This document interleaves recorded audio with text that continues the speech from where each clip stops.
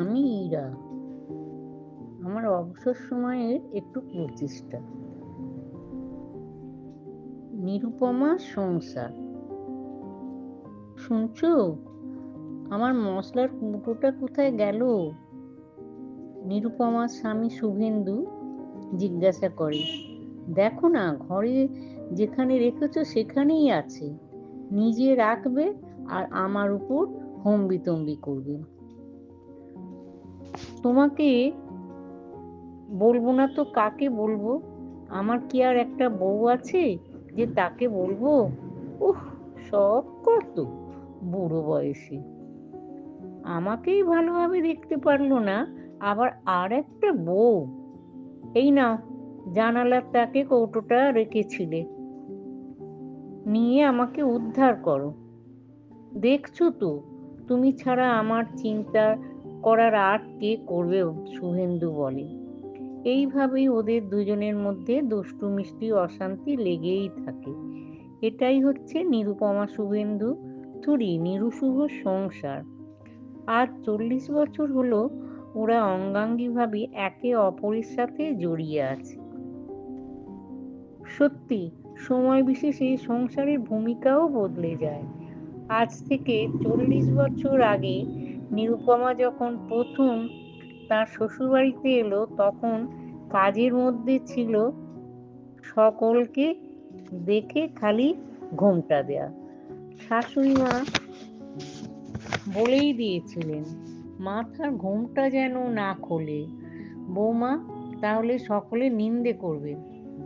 সেই জন্যই অনভ্যস্ত হাতে খালি ঘোমটা টানতে হতো। তারপর 2 বৎসর পর যখন তার প্রথম সন্তান স্বর্ণ এলো, ঘোমটার আধিক্যটা একটু কম হলো।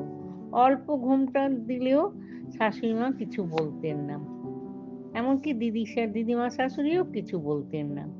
হ্যাঁ, ওর দিদি শাশুড়ি ছিল, সে যেমন হাসি মুখ ছিল, আবার মাঝে মাঝে কড়া শাসনও করত।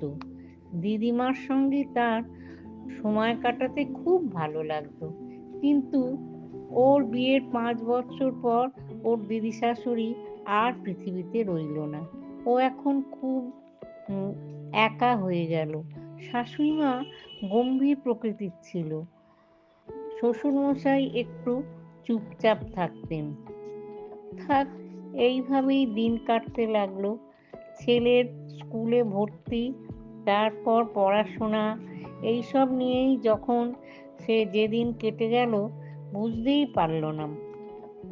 ওর স্বামীও চাকরি সূত্রে বাইরে থাকতো, মাসে একবার আসতো, তখন সংসারটা যেন প্রাণ পেত।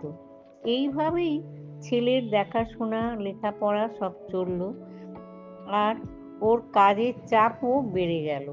শ্বশুর শাশুড়িও বয়স বাড়লো, সেই জন্য ওদেরও দেখাশোনা করতে হতো। সেই জন্য ছেলের লেখাপড়া শেষ হওয়ার পর চাকরি পেতেই তার বিয়ে দিয়ে দিল ভালো একটা পাত্রী দেখে। 3 বছর পর সেও ঠাকুমা হয়ে গেল। তার একটা ছোট্ট ফুটফুটে নাতনি হলো।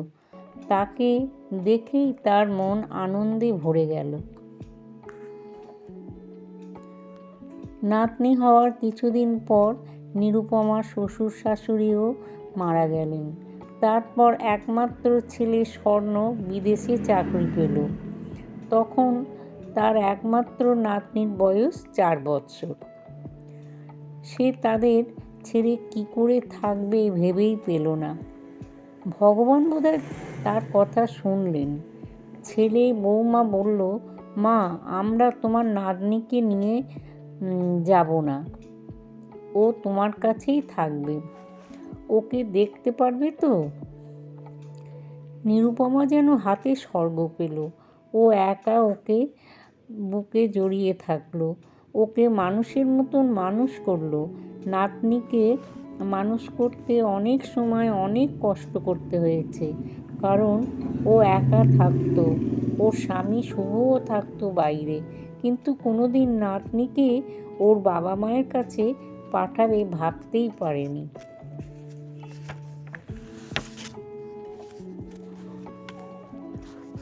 ওর বাবা মা বছরে 2বার তাদের আসতো, সেই কটা দিনই তাদের খুব আনন্দে কাটতো।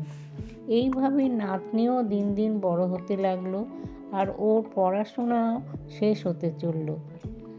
আর নিরুপমার স্বামীও রিটায়ার হয়ে বাড়ি চলে এলেন। আবার বাড়ি জমজমাট হয়ে গেল। দাদু নাতনির নানা গল্প, দাবা খেলা সবেতেই হুড়োহুড়িতে সংসার আনন্দে কাটল। কিন্তু আবার সংসারের ছন্দপতন।